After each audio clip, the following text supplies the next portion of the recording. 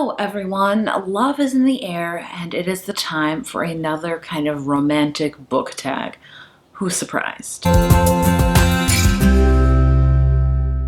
Today I'm doing the Love Hearts book tag, and this is created by What's Just Reading. You guys know I'd like to do a tag every single month because it's just I don't want to be like, it's fun to do. It is fun to do, but it's also easy content because I do need a couple videos a month that are just easy content for me because time, things like that. I should probably use this time while filming this to think of other really much more better ideas, but we're at where we're at. It's just how it is. Either way, we're just going to do a tag video. Maybe some of you guys like these, maybe some of you hate them. I don't know. Let me know your feedback. If you hate tags, be like, I'm done with these. Let's not do them anymore. If you love them, let me know. I really would like your feedback because if a lot of people don't like them, I'll just stop doing them. That's probably how I should do it, really. But either way, we're gonna do this tag. So it's all about romance and love. You know, the gist. The first question is, I love you, and what is your favorite romance book of all time? We all know exactly where I'm gonna go for this one because it is a lot of people's favorite answer, and of course that is The Hating Game by Sally Thorne. I have read many of other romance books, but I just really always come back to this one. I pick it up occasionally to reread certain scenes of it, and I just really enjoy the character dynamic, the hate to love aspect. I just am a sucker for it. I know the movie just came out. I have watched the movie. It was okay. I was gonna make a whole video about it, about what I thought about it, but you know what? It's not one I'm gonna rewatch again. It's not like a romantic staple in my house, I don't think. It was just okay. I don't think it really needed to be made. I'm just gonna say that. Next up is Be Happy. What is a book that makes you incredibly happy every time you read it? Oh, I mean, a lot of these, like so many of these, honestly. What is one that makes me happy every time I read? Don't know for this one. I mean, I could do like Get a Life, Chloe Brown by Talia Hibbert. Any one of those makes me very, very happy. What are some other ones maybe that I could think of? Well Met by Jen DeLuca. This is a book that makes me incredibly happy every time I, read certain scenes, from it. It's just really adorable. Another hate to love romance. Can we sense a trend of like what my favorite trope is within the romantic world? Next up is Date Me, a book character that you would date. Oh, okay, I got this one. Jonas from Reborn Yesterday by Tessa Bailey. He's a vampire. Need I say more? We all know my affinity of love of vampires. It started with Angel from Buffy. Of course, it would make things easier if I knew how to get in touch with you.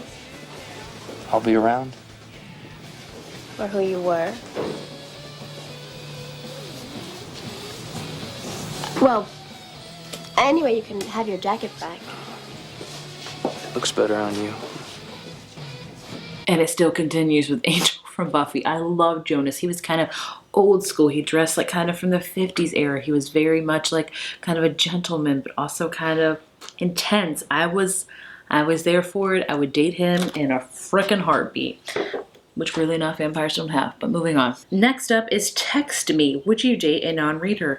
What do you know? I married a non-reader. He reads maybe, if I'm generous, a book a year. Right now he's reading like a textbook for IT stuff because he has to get a certification. So that's about the extent of his reading.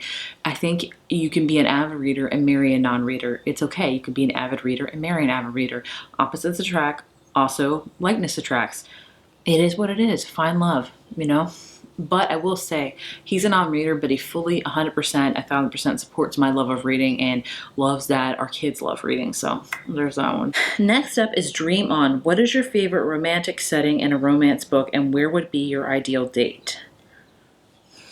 My favorite romantic setting. Oh, I love how I'm just going to the stack right here every time.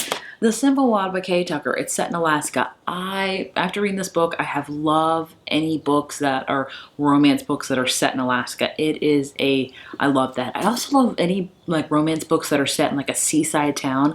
I'm up for that. I love that. I would say like a bakery and stuff, but I've been burned so many times by like the kind of food trope, I guess you could say, like where it's set in a bakery or like a cupcake shop. Ooh, another one of that is actually a book by Helen Hunting that I cannot think of the name of right now I'm horrible, but it's right here. I love that book.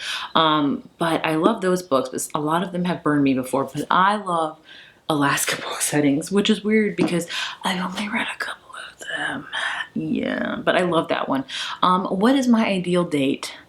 Well, right now, after having, you know, a 5-month-old baby, a 6-month-old baby, and a 7-year-old special needs, a quiet night would be my ultimate date. Like, that would be the dream date right now. Like, I'm not even joking. Being in a quiet room by myself, just sitting in a quiet, air-conditioned room, sitting down, eating my lunch with no one touching me, drinking a Diet Sprite by myself. That sounds awful.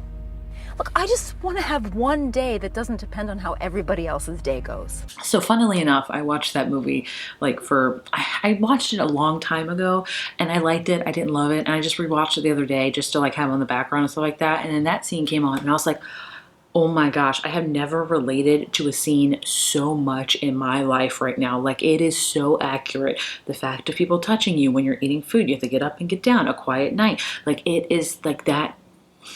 That's spot on. Spot on. If you haven't watched Date Night, like, go watch it, especially if you're a mother, like, especially if you're a parent. Like, it hits the nail on the head on that one for sure. What is your favorite romantic scene from a book? Oh, you know what? I do know one.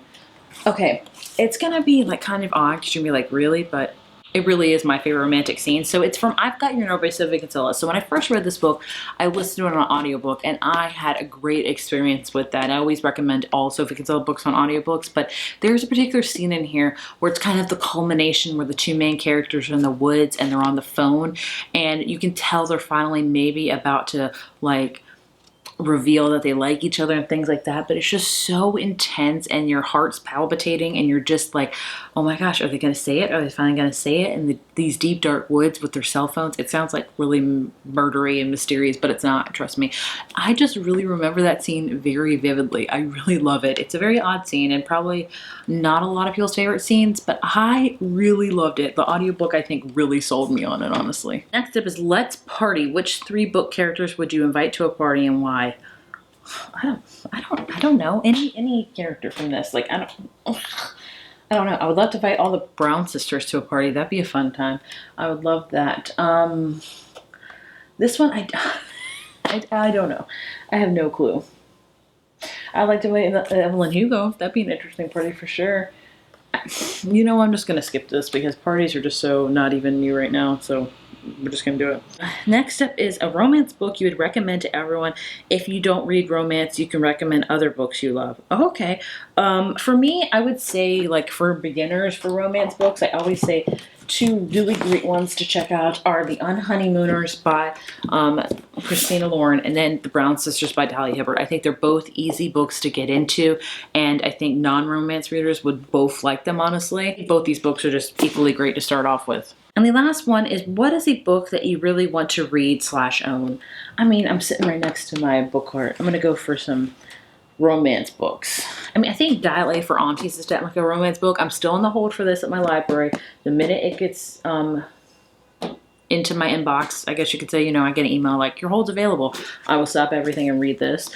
What's another romance book that I really would like to read? I'm not 100% sure right now. I have also this one that sounds really interesting. I don't know if my library has it. Do Not Fall in Love by Jackie Lau, excuse me. It sounds really good. Oh, this one. I'm still in the hole for the library for this one. The House at the Cerulean Sea by T.J. Klune. Is this technically a romance book or not? I'm not sure, but I mean, the blurb is this book is very close to perfect. I mean, what a blurb that is. That's a really high praise of a blurb. But there you have my annual monthly book tag. It was a fun one. I always love doing book tags. Let me know if you like them or not. I really would like your feedback because I would really like it. But I hope you enjoyed watching. And if you didn't, let me know. And if you did, also let me know. Bye, guys.